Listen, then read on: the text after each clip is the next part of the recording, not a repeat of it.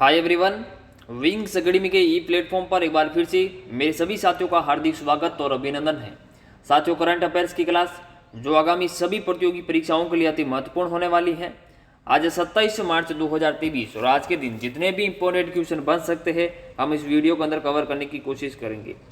उम्मीद करता हूँ कि मेरे सभी साथी स्वस्थ होंगे, मस्त होंगे और अपनी तैयारी को भी बहुत बेहतर तरीके से कर रही होंगी।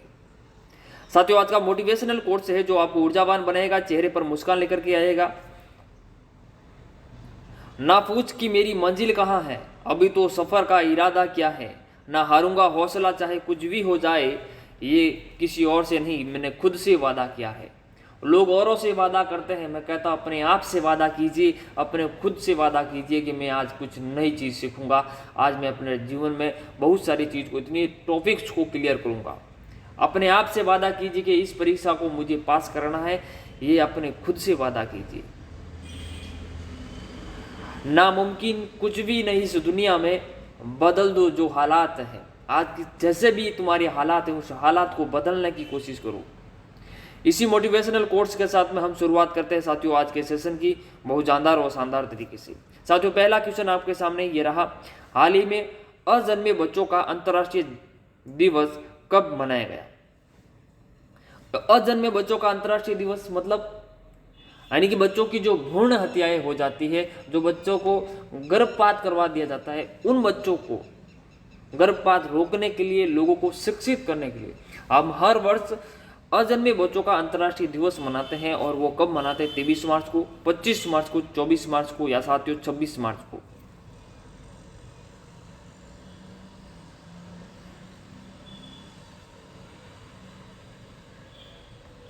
साथियों, इसका जो सही जवाब है वो है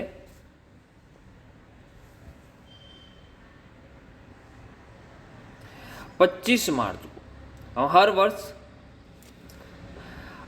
अजन्मे बच्चों का अंतर्राष्ट्रीय दिवस मनाते हैं। और क्या खास बातें हैं इस बार, चलिए। अजन्मे बच्चों के लिए अंतर्राष्ट्रीय दिवस 2023 की जो थीम है, अभी तक पैदा होने वाले बच्चों को गरिमा और अमूल्य। क्या है? गरिमा और अमूल्य। अभी तक पैदा होने वाले जो बच्चे हैं उनके लिए गरिमा और अमूल्य, ये इस बार की थीम है। यह थीम गर्भपात के परिणाम स्वरूप हानि होने वाली शिशु हत्या के बारे में जागरूकता बढ़ाता है। अब तक हमने मार्च के अंदर कितने इंपॉर्टेंट डे पढ़ चुके हैं उसको एक बार रिवाइज करते हैं थोड़ा सा। 1 मार्च को हमने शून्य भेदभाव दिवस के रूप में मनाया। 3 मार्च को विश्व वन्य जीवन दिवस के रूप में मनाया। 4 मार्च को राष्ट्रीय सुरक्षा दिवस और विश्व मोटापा दिवस के रूप में मनाया। 6 मार्च को विश्व टेनिस दिवस के रूप में मनाया। 8 मार्च को अंतर्राष्ट्रीय महिला दिवस और नो स्मोकिंग डे के रूप में मनाया। 9 मार्च को विश्व किडनी दिवस और 10 मार्च को CISF का 54वां स्थापना दिवस मनाया। 14 मार्च को अंतर्राष्ट्रीय गणित दिवस, अंतर्राष्ट्रीय पाई दिवस के रूप में मनाया। और 15 मार्च को विश्व उपभोक्ता दिवस, उपभोक्ता अधिकार दिवस। और 16 मार्च को साथियों हमने मनाया राष्ट्रीय टीकाकरण दिवस। 17 मार्च को वर्ल्ड स्लीप डे के रूप में मनाया। और 18 मार्च को हमने वैश्विक रिसाइकलिंग दिवस के रूप में मनाया। 20 मार्च को अंतर्राष्ट्रीय प्रसन्नता दिवस यानी कि इंटरनेशनल हैप्पीनेस डे। और इंटरनेशनल हैप्पीनेस डे के रूप में भारत की जो रैंक है वो 126वीं रैंक रही। कितनी रही? 126वीं रैंक रही हैप्पीनेस के रूप में। विश्व वर्ल्ड ओरल हेल्थ डे के रूप में मनाया। विश्व गौरैया दिवस के रूप में भी मनाया। और 21 मार्च को हमने अंतर्राष्ट्रीय वन दिवस, नस्लीय भेदभाव के उन्मूलन के लिए अंतर्राष्ट्रीय दिवस भी मनाया। और 22 मार्च को विश्व जल दिवस के रूप में मनाया। और क्या खास बातें थी?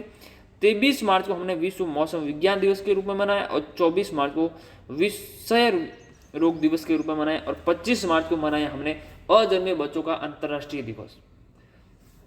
इतने इंपॉर्टेंट डे आप लोगों को हमेशा याद रखने हैं। मैं हर रोज इसको रिवाइज करवाता हूँ ताकि ये जितने भी इंपॉर्टेंट डे है हमें याद हो जाए साथ साथ में। चलिए, अगला क्वेश्चन क्या है, हाल ही में किस देश ने पानी के भीतर परमाणु सक्षम हमला करने में ड्रोन का परीक्षण किया है? परमाणु सक्षम हमला करने वाले ड्रोन का परीक्षण किया है। और ये किस देश ने किया? दक्षिण कोरिया, अमेरिका, उत्तर कोरिया या साथियों चीन।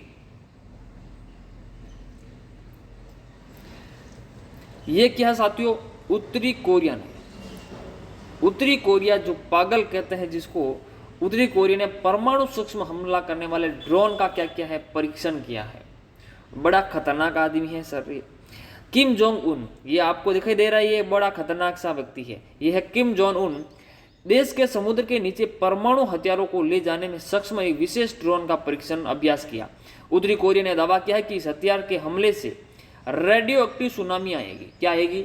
रेडियो एक्टिव सुनामी आएगी, जिसे लेकर अंतर्राष्ट्रीय समुदाय में एक नया डर इन्होंने पैदा कर दिया है। उत्तरी कोरिया ने शुक्रवार को इस हथियार का खुलासा भी किया है। Point clear? चलिए अगला क्वेश्चन क्या है, हाल ही में कौन सा देश ब्रिक्स न्यू डेवलपमेंट बैंक का नया सदस्य बना? यानी कि न्यू डेवलपमेंट बैंक है उसका एक सदस्य बना, वो है आपका मिस्र यानी कि इजिप्ट। ऑप्शन नंबर 3 इसका सही जवाब है। और एक अलग सा क्वेश्चन है, क्या है, हाल ही में न्यू डेवलपमेंट बैंक का नया मुखिया किसे चुना गया? केवी कामत को, मार्कोस ट्रायोज को, डिल्मा रूसेफ को, या साथियों अब्दुल फतेह अल सीसी, ये मिस्र के क्या है, राष्ट्रपति। ये भारत के हमारे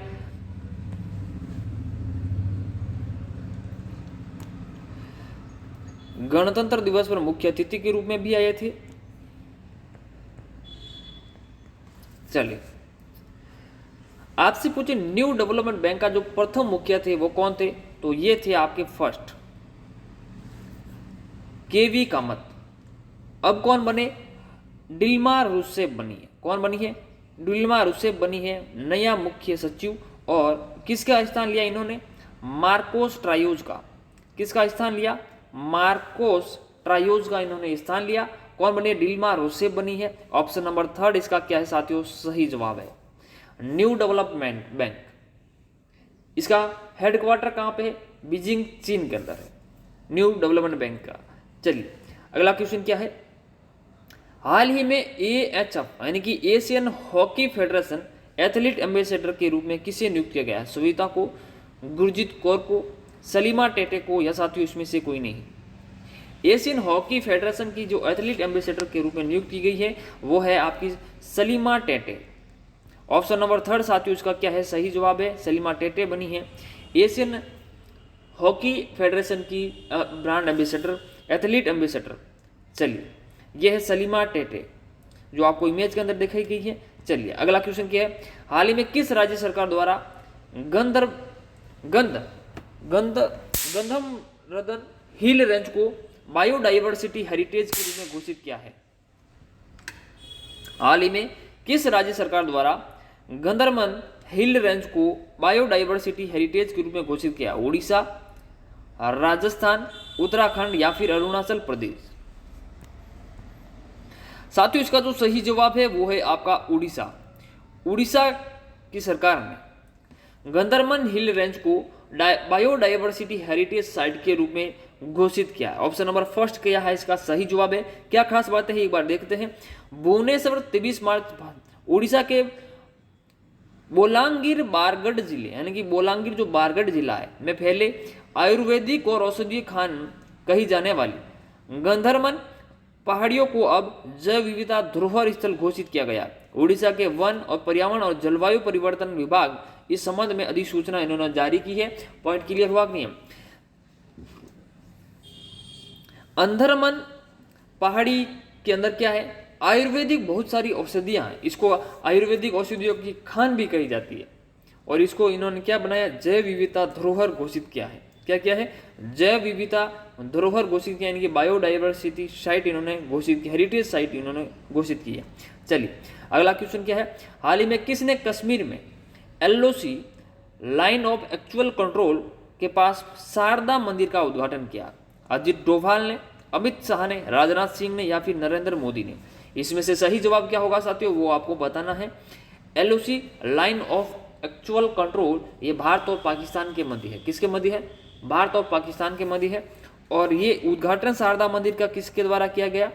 तो ये किया गया है हमारे गृह मंत्री अमित शाह के द्वारा। ऑप्शन नंबर 2 क्या है साथियों, सही जवाब है। क्या खास बातें हैं एक बार इनके बारे में देख लेते हैं।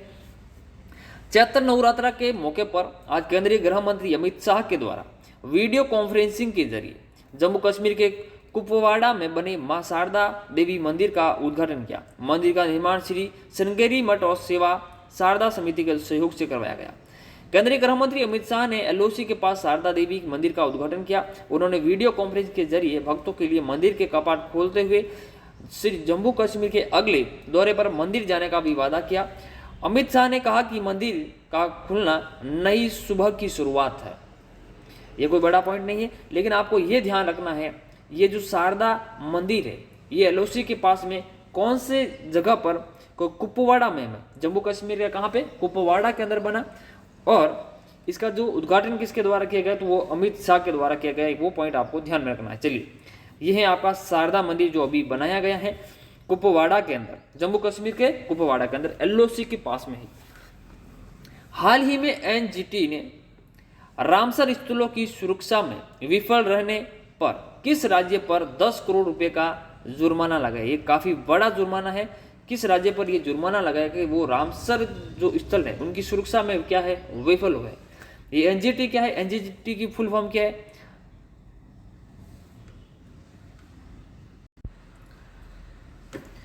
एनजीटी की फुल फॉर्म है नेशनल ग्रीन ट्रिब्यूनल।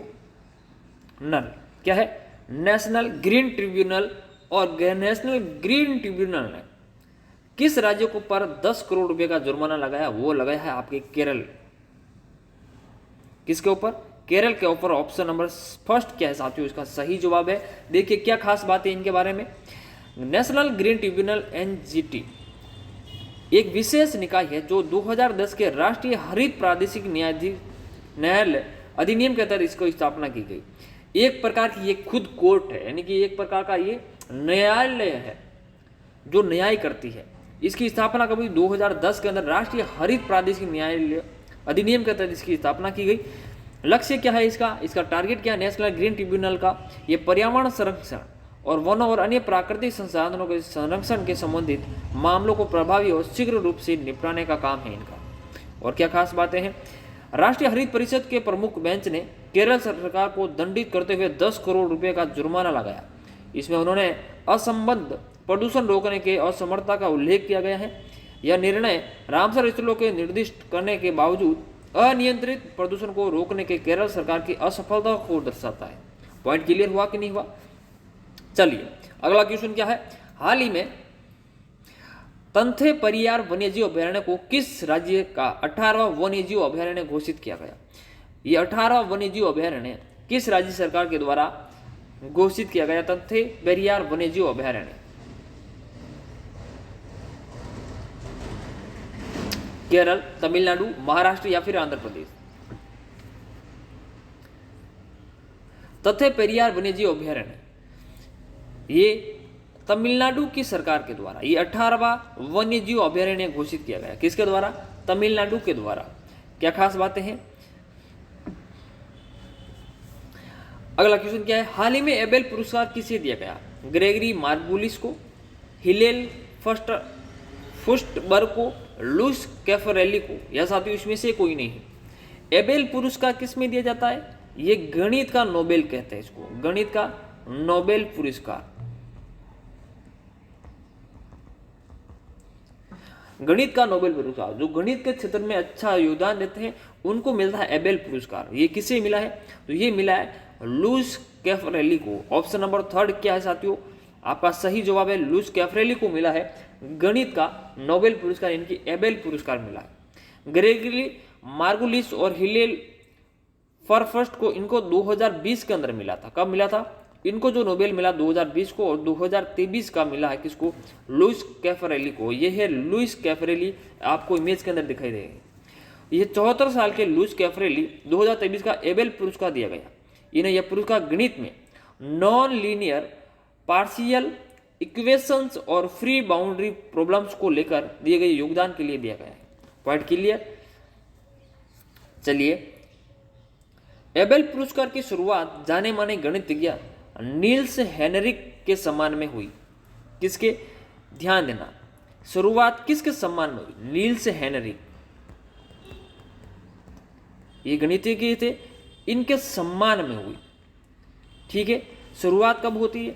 ये नॉर्वे सरकार ने 2001 में, ये नॉर्वे सरकार ने 2001 में पुरस्कार की शुरुआत और 2003 में इन्होंने पहला पुरस्कार किसको दिया? जी.एन. पियरे को। जी.एन. पियरे को दिया गया। पुरस्कार पाने वाले विजेता को मेडल के साथ 4 करोड़ और 72 लाख रुपए की धनराशि दी जाती है। कितने? 4 करोड़ और 72 लाख की धनराशि दी जाती है। Point clear? नेक्स्ट क्वेश्चन, हाल ही में किस राज्य सरकार ने मुख्यमंत्री वृक्ष संपदा योजना शुरू की है? ये मुख्यमंत्री वृक्ष संपदा योजना क्या है? जो आपकी प्राइवेट प्रॉपर्टी होती है, यानी कि आपकी जो निजी संपत्तियां होती है, उसके अंदर भी वृक्षों को बढ़ावा देने के लिए ये योजना शुरू की गई है। और ये किस सरकार के द्वारा शुरू की गई है? उड़ीसा, छत्तीसगढ़, राजस्थान या फिर झारखंड? सही जवाब क्या होगा इसमें से आपको बताना है साथियों। इसका जो सही जवाब है वो है आपका छत्तीसगढ़। ऑप्शन नंबर सेकंड क्या है साथियों? इसका सही जवाब है छत्तीसगढ़ के मुख्यमंत्री भूपेश बघेल के द्वारा मुख्यमंत्री वृक्ष संपदा योजना शुरू की गई है। क्या खास बातें हैं?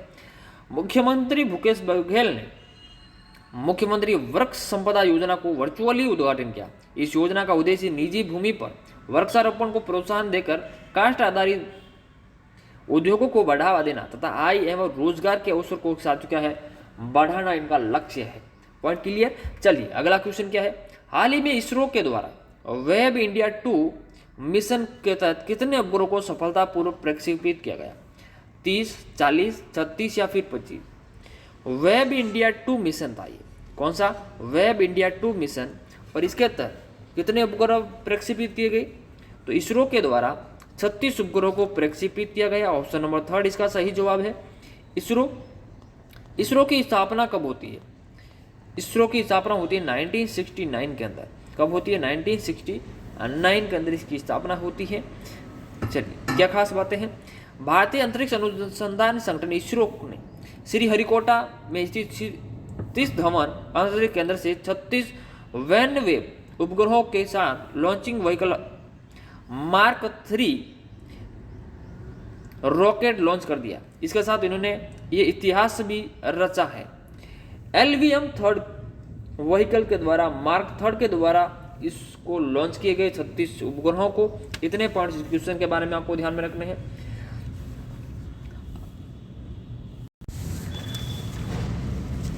Thank you for watching my video. अगर ये क्लास आपको अच्छी लगती है, हेल्पफुल लगती है, तो अपने साथियों के साथ में शेयर जरूर करें। साथियों अगर आप हमारे चैनल पर नए हैं तो चैनल को सब्सक्राइब करना ना भूलें। मिलते हैं अगली क्लास के अंदर। तब तक हंसते रहिए, मुस्कुराते रहिए, अपना और अपनों का ख्याल रखें। धन्यवाद।